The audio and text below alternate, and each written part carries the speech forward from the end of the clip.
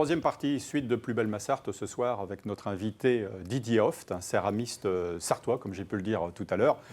Vos œuvres sont connues bien au-delà des frontières sartoises, Didier, et en ce moment, les Sartois doivent y aller. Vous exposez à Tuffet, Val-de-Chéronne. C'est ça, à l'abbaye. Alors donc c'est une exposition, est-ce qu'il y a une thématique ou c'est de façon... Non. En fait, il y a plus d'une centaine de pièces et ce sont des pièces des fois anciennes, un peu plus anciennes, et puis qui ont quelques années, et puis quelques pièces récentes. Quand vous dites une centaine de pièces, ça veut dire que parmi celles-ci, il y a des pièces qui ont été fabriquées il y a peut-être 20 ans, ou voire plus? Oui, 10 ans, 15 ans. En fait, c'était pour faire une rétrospective un petit peu de mon travail, puisque Tuffet, les amis de l'abbaye m'ont proposé cette exposition, étant de Tuffet. Et on s'est pris un peu tard pour être prévenu, donc j'ai pas pu faire vraiment une exposition de nouvelles pièces. Ouais. Et donc l'intérêt, c'était pour moi de présenter aussi des pièces qui n'ont pas eu la chance d'être vues sur des expositions, donc voilà. Donc on a redécouvert des pièces. C'était bien. Ouais. Avant de parler de vous justement, puisque vous parlez de pièces qui datent de plusieurs peut-être décennies, vous trouvez qu'il y a une évolution dans ce que vous faites par rapport aux attentes des gens justement? Disons que oui, il y a forcément une évolution, mais c'est un métier où on évolue tout le temps. Ouais. Quand on tourne, je travaille autour, moi.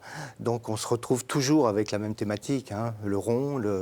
Donc après, on donne des choses qui sont plus, qui donnent du caractère, comme moi, les petits bouchons, des choses comme ça, des pièces très étroites de la base, très enflées.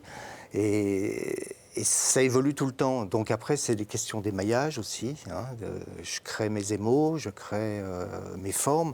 Donc il y a une évolution, mais je suis peut-être pas le mieux placé pour le voir.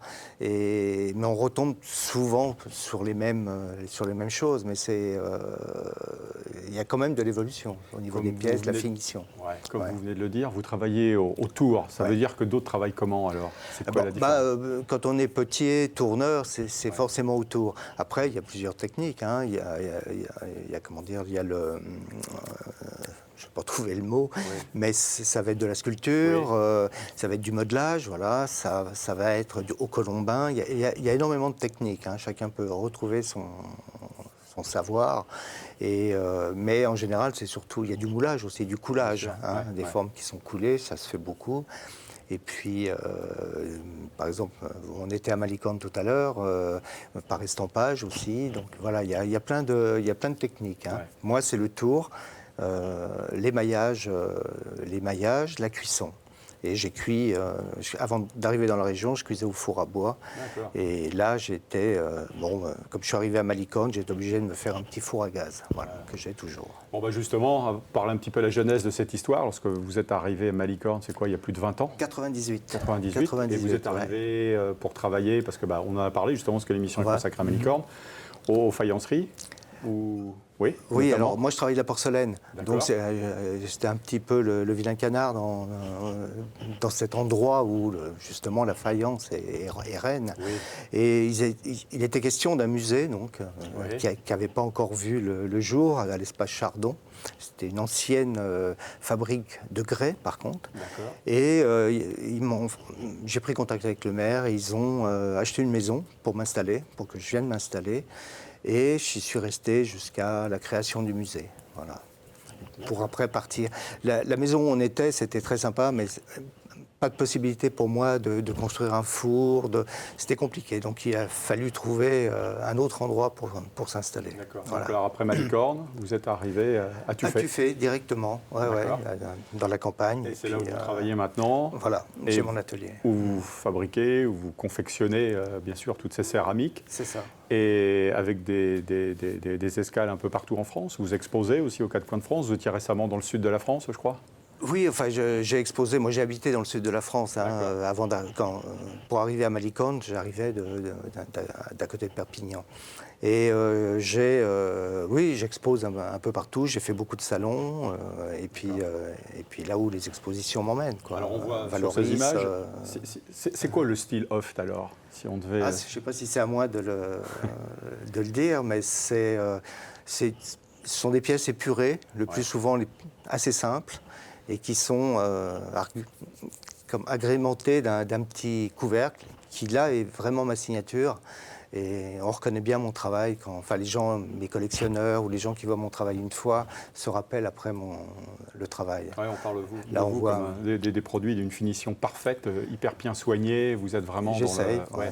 Bah, disons que je suis assez... je fais très attention à mon travail et puis je casse. Si ça ne me plaît pas, je casse les pièces. Ouais. Donc il y a quand même pas mal de pertes dans mon travail.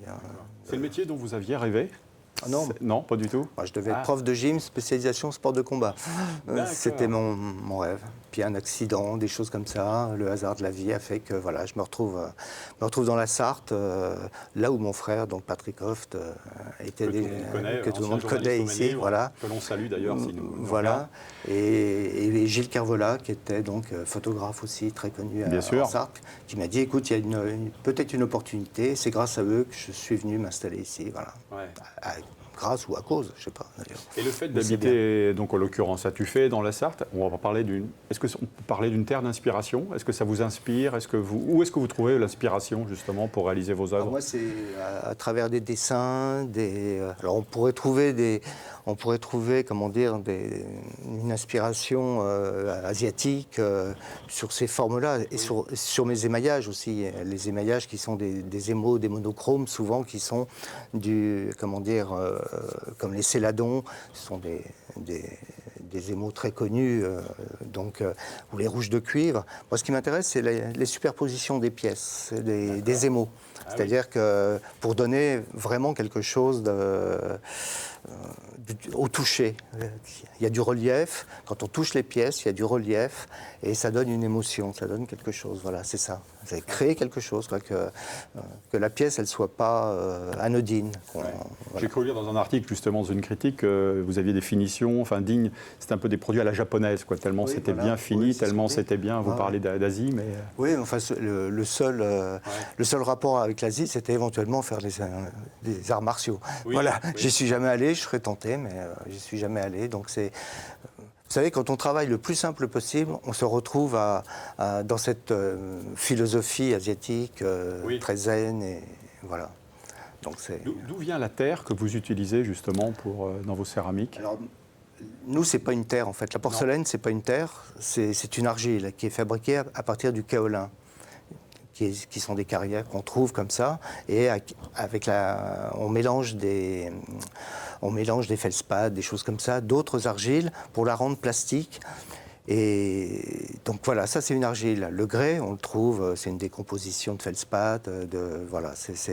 Mais moi, c'est pas une vraie argile. C'est une argile, je veux dire. C'est pas une terre que l'on trouve comme ça, banale. Et il n'y a pas de. Maintenant, elle doit venir d'Allemagne, je crois. Voilà. Sinon, c'était à Saint-Thierry-la-Perche, les premières carrières en haute. J'ai lu justement que dans votre lorsque vous parlez de votre chemin de terre, une quête constante de recherche pour provoquer une émotion à travers une forme et une couleur. Oui. C'est ce que je disais tout à l'heure, en fait, c'est ça. C'est-à-dire que quand je tourne une pièce, je fais le petit bouchon qui va avec. Les bouchons ne se changent pas. Hein. C'est vraiment le bouchon pour la pièce pour le bouchon. Et là-dessus, c'est à moi de chercher une couleur. Et cette couleur, en fonction de la pièce, si elle est oblongue ou si elle est ronde, la même couleur va pas convenir. Donc voilà, c'est toute une alchimie de trouver une osmose pour trouver quelque chose de... Certaines de vos pièces, justement, que vous réalisez sont si fines, on se demande comment elles peuvent tenir.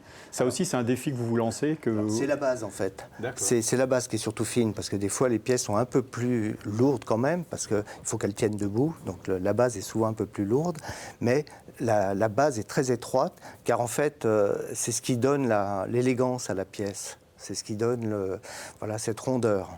Une de mes profs, Jacqueline Lerat, disait qu'il fallait qu'une pièce soit gonflée comme un ballon, qu'on souffle dedans, qu'on ait l'impression que le vent vienne de l'intérieur et qu'elle soit gonflée pour donner tout tout ça. Et j'essaye d'appliquer cette technique de cette personne qui était fabuleuse. Dans votre formation, justement, puisque vous en parlez, vous êtes passé par les Beaux-Arts. Alors les Beaux-Arts de Bourges, oui, en tant que stagiaire. C'était à l'époque une des plus grandes écoles de céramique. Et vous dites aussi, les Beaux-Arts m'ont appris justement à avoir leur regard pour faire des pièces uniques. Oui, voilà. C'est un peu ça aussi, c'est resté. Disons que les Beaux-Arts, on n'apprend rien d'une certaine façon, mais ça venait des Lerat, Jean et Jacqueline Lerat et de Yves Mohy, qui étaient mes profs à cette époque-là. Et là, ce sont devenus... Ils ont donné une impulsion, ils ont donné un vrai regard. Et c'est pour ça que je ne me suis pas mis à faire de l'utilitaire, parce qu'en fait, ce n'était pas mon envie. J'avais envie de pièces différentes, prendre le plaisir, voilà. Et pas faire des longues séries, ça ne m'intéressait pas. Quand on parle la céramique contemporaine, c'est quoi justement? Est-ce que... C'est de s'adapter forcément au moment présent, au siècle nouveau par rapport à peut-être à ce qui se faisait jadis ou voilà, il y a très longtemps. Mais les personnes dont je parlais, les Lerat, c'est eux qui ont inventé le grès pratiquement à l'après-guerre et qui ont commencé à faire des sculptures, à faire des pots sculptés et qui ont donné cette impulsion, en fait, qui ont donné cette impulsion de la céramique contemporaine. Avant, c'était autre chose. Donc nous, on suit le rythme, mais avec nos propres, sur une dizaine de potiers, il y en aura des 10 différents. On a tous une façon de voir la Terre et la travailler autrement. C'est ça qui est bien dans la Terre. J'ai parlé tout à l'heure de vos sources d'inspiration, mais est-ce qu'elles répondent aussi aux attentes des gens? Vous voyez un peu les clients, les amoureux de céramique aujourd'hui, disent il faut que j'aille de ce côté-là ou dans ce sens-là, parce que je sais que voilà... Ouais. Non, moi c'est peut-être mon problème, c'est que je ne vais pas trop vers ce que les gens peuvent apprécier, parce que je pense que l'important c'est de donner ce qu'on a envie, quoi. Moi je fais des pièces, elles sont aimées, elles sont souvent elles sont reconnues, appréciées. Bon, après, elles ne sont pas toujours achetées, ça c'est autre chose. Mais je crois que je ne laisse pas les gens complètement indifférents quand ils passent devant mon stand ou à l'atelier, et puis quand on peut parler. Vous restez le même, quoi. Vous restez. J'essaie. C'est vous qui. Oui, j'essaie d'être assez intègre. Y compris au niveau des couleurs aussi, peut-être. Oui, mais les couleurs évoluent.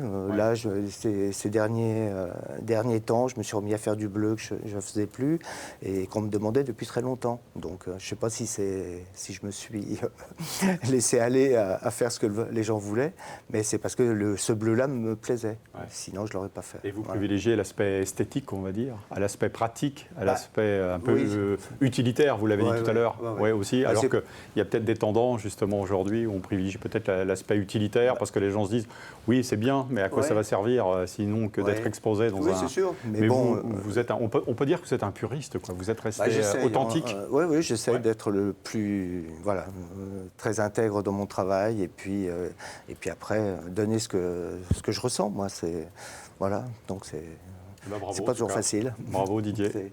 Merci beaucoup. Merci d'être venu. Donc ceux qui veulent vous voir ou voir vos œuvres peuvent se rendre donc à Tuffet Val de Chéronne. C'est tout l'été? Alors c'est tout l'été, tous les après-midi, je crois, et c'est jusqu'au 11 août. Et sinon, à l'atelier. Quand c'est possible, avec un petit coup de fil. On peut voir les infos à l'écran qui s'affichent. L'affiche. Merci Didier. Merci beaucoup pour l'invitation.